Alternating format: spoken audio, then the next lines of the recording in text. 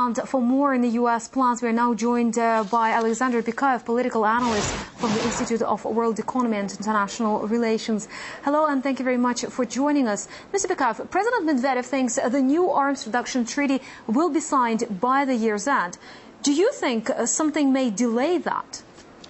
Well, unfortunately, there is a lack of time. The previous START 1 treaty was negotiated for 9 years, and this treaty used to be negotiated for 9 months. This is certainly not enough time for that, and there is a lot of things which yet to be discussed, and this lack of time represents the largest challenge for concluding the new agreement by the year's end. And by the way, it is interesting that although earlier the sides were talking about concluding the agreement by December 5th, the day when existing START 1 treaty will expire, now they're talking already about year's end as a new deadline. So we already see small but a delay. What do you think about preliminary U.S. plans to station parts of the missile shield in Ukraine and Georgia? I don't think that this is a good idea.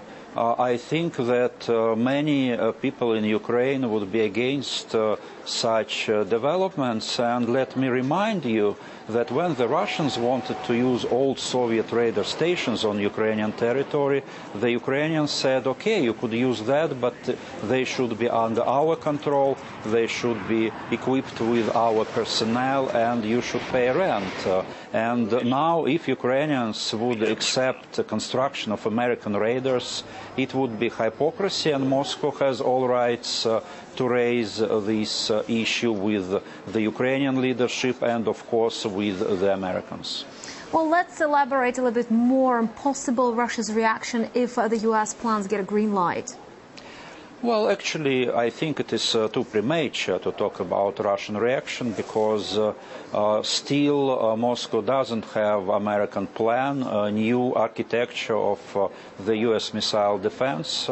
There would be the U.S.-Russian consultations on missile defense, which will be held here in Moscow on October 12th. And if Americans would provide the new data, well, Russia would base its reaction on that.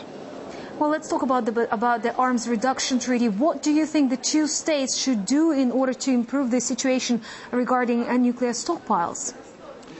Well, actually, the problem is that while the Obama administration is talking about nuclear zero, in real life, what we know from the negotiations, they're not ready to go below 3,000 strategic warheads.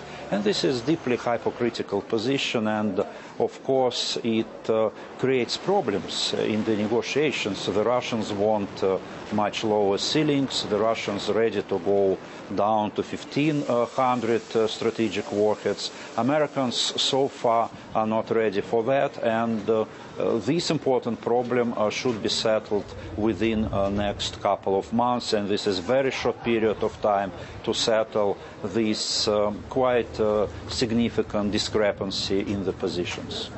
Well, thank you very much for your comments. That was Aleksandr Pikayev, political analyst from the Institute of World Economy and International Relations.